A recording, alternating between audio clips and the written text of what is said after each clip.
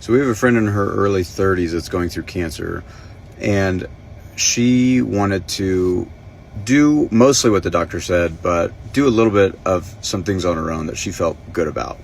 And she said that the doctor made her feel like she was putting her kid at risk by not following the protocol to the T. And I had this question because similar things happened in Carly's cancer journey. And so I had this question as to why that was, why it is that modern day medicine is so dismissive over this idea that there's a part of you that you could potentially know how to heal your body outside of conventional wisdom that's kind of promulgated at the doctor's office. And the reason is actually pretty interesting, at least it was interesting to me. A couple hundred years ago, there was a guy named Rene Descartes that realized that there were all these scientific discoveries that were coming out. People were observing that, like, the sun was the center of the solar system and not the earth. And the Catholic Church would try them with the Spanish Inquisition and then either burn them at the stake or make them recant their testimony. That's what happened with Galileo. And so Descartes had this idea to save science and to save the observable world. And he said, what if there are spiritual matters that the church should be over, that are governed by the Bible and spiritual laws?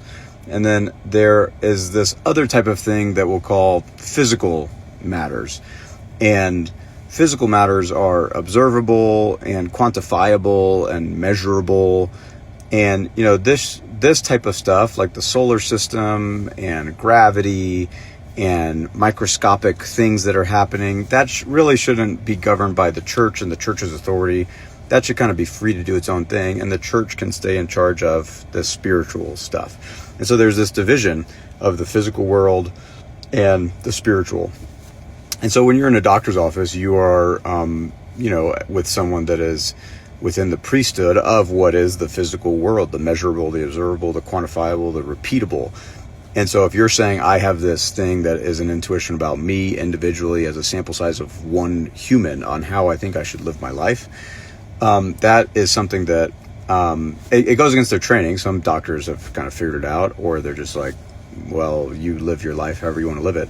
But the reason I think it's so dismissed, it's not actually the doctor's fault. It is a function of how they're trained. And so all that to say, it's not something that is really, it's really your job to follow your intuition, and you don't need your doctor's buy-in to do it.